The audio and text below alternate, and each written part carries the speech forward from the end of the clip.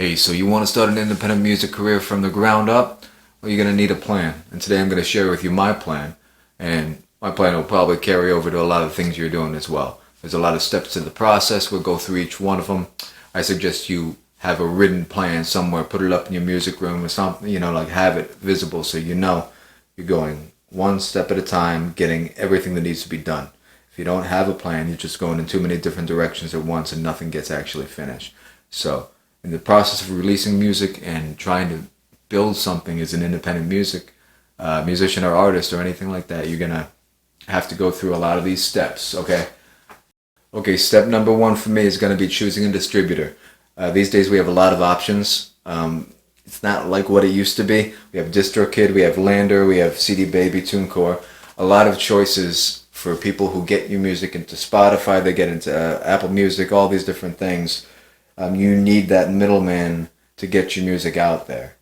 So there's different pay structures for each company. There's different tiers usually for each company. There's like a basic plan, a pro plan, all that. Each service offers different things. DistroKid has a lot of extra add-ons. They release your song, but if you want it to, the Leave a Legacy fee is basically if you decide if you can't pay your yearly service after a while, that you pay this to keep your music on there forever, even if you're not there. Other services do this automatically. They just start to take cuts of your royalties if you don't pay the subscription fee. So there's pros and cons of each. There's a lot to do. There's some very in-depth videos breaking down the cost difference in what each service gives you. For me, it's probably going to be an easy choice. The more I think about it, it's probably going to be DistroKid because I am going to release music in multiple different artist names, multiple different projects, stuff like that. So they do offer services called like the label plan. It's a little bit more expensive, and I might even have to wait to save up to be able to, I might start with the middle plan and then upgrade eventually. But for me, I'm going to be recording myself, other people I've worked with, other individual artists. So I'm going to kind of develop into a label type situation in the long term. So it looks like DistroKid is probably going to be the one for me, but it doesn't have to be the one for you. I don't know yet. I haven't even signed up yet. That'll be in the next video when I figure that all out for sure. But please do your research. There's a lot of fine print. There's a lot of things that could go wrong, a lot of extra payments if you end up doing all these add-ons. A lot of times these add-ons are yearly, so you think you're done with it, but next year you get hit up with all these, fees for each individual song. So please do your research on the cost comparison and, the quality of service for what your particular project is going to be. Okay, so for me, if I'm doing multiple, like a whole bunch of different artist names, I'm going to need somebody who does that. But if you're only just releasing things for yourself or your band or your, producer name or whatever, then you might not need all that. So anyway, on to number two. It's a performing rights organization. That's like your ASCAPs and BMIs. So they're the ones like if your song gets heard on the radio or other places that they collect the royalties for that. DistroKid and all those distributors are only going to handle streaming. Okay, so they're both comparable, ASCAP, BMI. Step three is all the other royalty services. Sound Exchange. I'm going to probably do some covers as well. I'm going to probably release some covers. Not too many, but you're allowed to release covers through distributors. But if you want those covers in a video of any sort, or even a YouTube video technically, you need the equivalent of a sync license, synchronization license. And there's a site called, a service called We Are The Hits, I think, which make it easier to do, like for people who just do YouTube covers and stuff like that. But say I want to do short form content that promotes a cover that I record in the future, I'm going to have to know how to do that, or have to know how to get about it. So these are the steps, and a lot of these first three steps, not only setting up your performing rights organization and your distributor and all that stuff, it's also really solidifying the research and the knowledge of, okay, these are the things I have to do in this particular instance. And it's a lot. There's a lot of confusing terms, a lot of different type of, licenses like sync licenses and mechanical licenses and all these things that you really got to know if you're going to do this for real.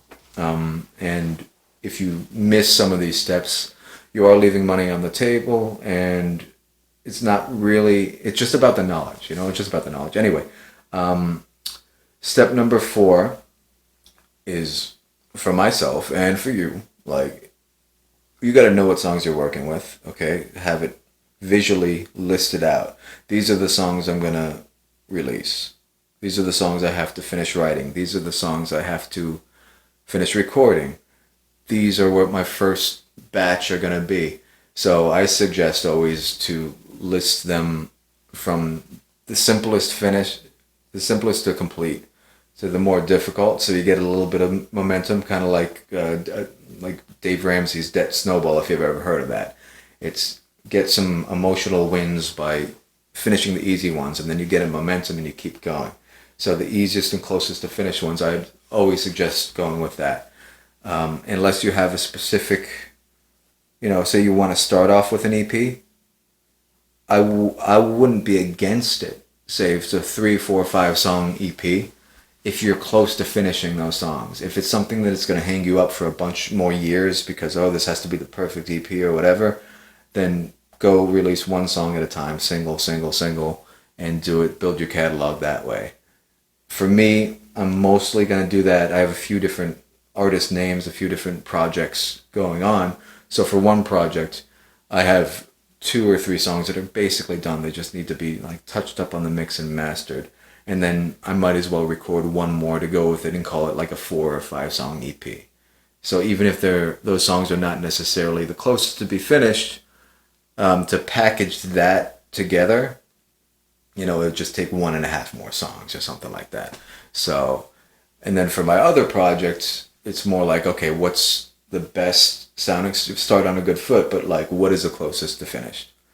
And I'm going to knock off the easiest and then in that order, basically from easiest to hardest, or this one needs 5 tracks recorded on it that I'm missing, compared to this song just needs really like 1 track of like, one more violin or like an overdub of a guitar or something, and then it's done, then it could be mixed and mastered. So I kind of go in that direction, but you have to have all your songs listed out. It would be great to take that list, and I'm going to do that in another video as well, to take the list of all your songs and organize them from the level of completion that they are right now. So it lets you know, okay, where can I start? Or what's the order of the release, if there's any like rhyme and reason behind, okay, this one should be released first, this one, So organize the songs that you have to record, so you know what you're aiming at. All right, now that we got all that boring stuff out of the way, we're on to step number 5, and that's the best part. That's my favorite part. Probably going to be your favorite part too, and this is the actual recording of the songs. You're actually performing. This is when you're actually creating something and not just learning legal terms and paying money to different companies and websites and stuff like that. This is when you're in the trenches. You're actually creating great art that's going to stand the test of time. So this is the fun part. This is the part that's going to be rejuvenating for you, because you're going to feel it and you're going to watch it grow. It could also be frustrating as well. It's not easy.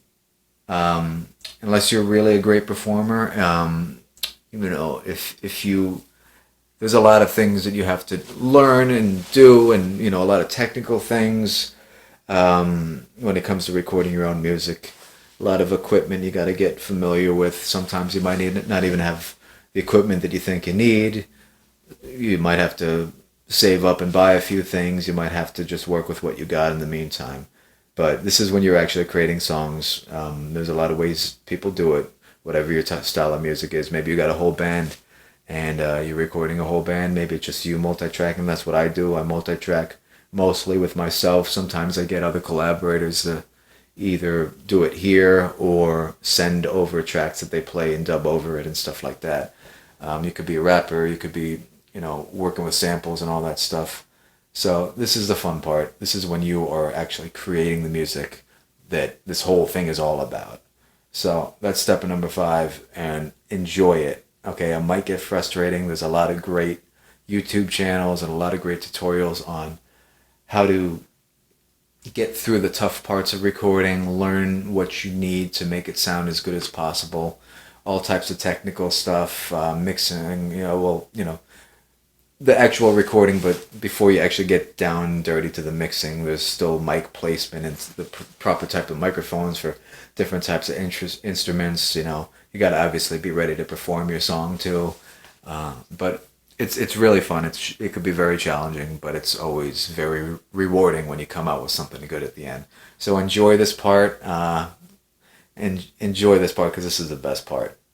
Then step number 6 will be just finish the mixing and the mastering process of the songs. Either one at a time or a couple at a time, or as a release of EP or even an album if you're up to that point. I know I'm not, but albums aren't as necessary as they used to be. But obviously, the artist inside of us probably grew up with that type of thing, and I'm the same way. I want to down the line have album formats for my releases.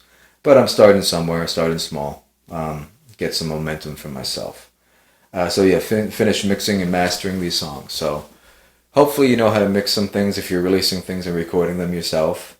If you have the means and you don't think you're that good to save some time, then by all means go and outsource that, pay somebody to mix it. If you can, that would be great. If not, you have to fill your gaps of what am I good at, what am I not good at, get some feedback and see. Get it as close as possible and then try to get some feedback and learn whatever you need to learn to get it sounding as good as possible. As for mastering people always talk like it's this magical process, and I think maybe they talk that way because job security, I'm not sure. But for me, it's kind of mysterious to me as well.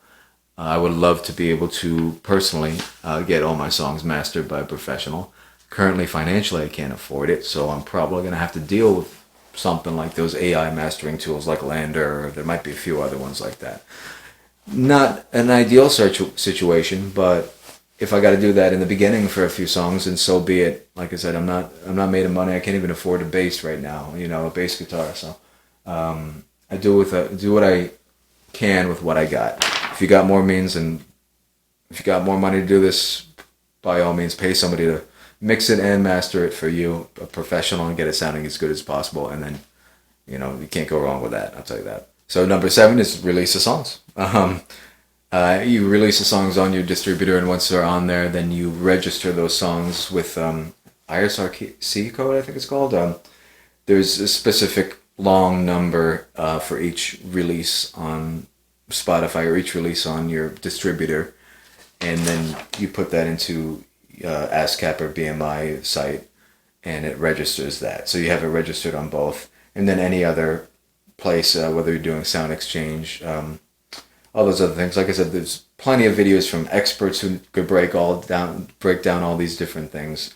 I'm trying to watch them all and internalize this information myself, but I'm not in the situation to be able to teach it to you. So there's some great videos out there. Okay, so once you release the songs, right?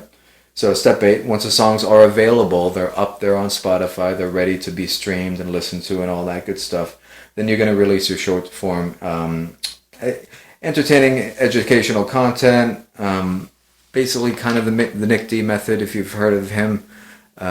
Release entertaining stuff, but not needy, not like, hey, listen to my new song, blah, blah, blah. Entertain people, but, short form content, TikTok, that type of stuff seems to be the way to do it now. YouTube Shorts and all that.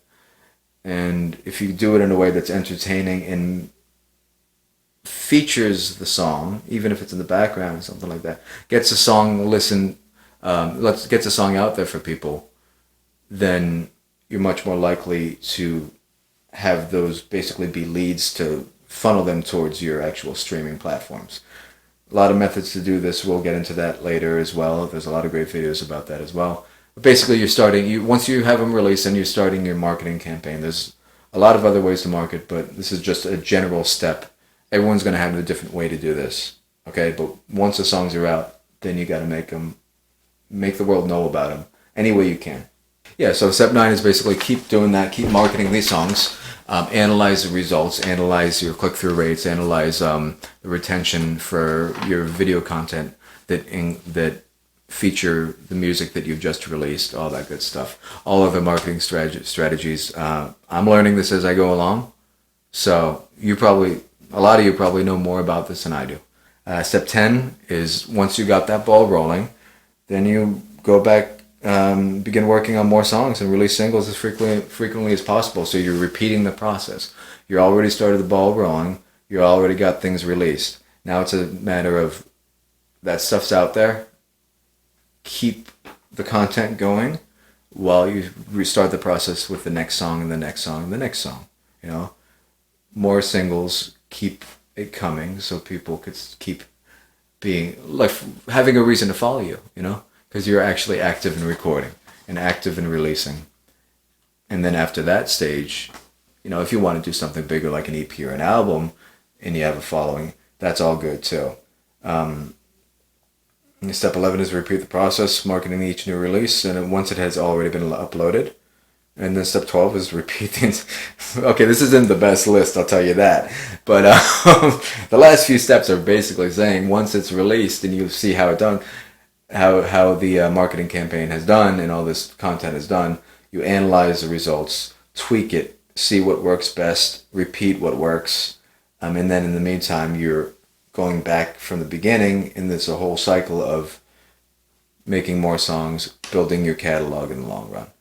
So that's my general overview list of how to get the ball rolling from the ground up, and you got to at least have an idea of the direction and the necessary steps to get everything going for you in your music career. And I'm going to put it into practice in the upcoming months and years, and once the ball's rolling, just keep repeating that process. So I'm going to document as much as I can about it. I've been busy doing a lot of house repairs and stuff like that, but you know, I work a full-time job. I got a side business, and I got a whole house to renovate by myself. So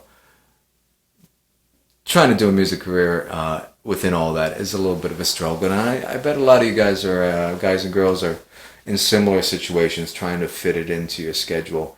And fitting it into your schedule is tough enough, but doing it without a direction is even more difficult, much more likely to fail.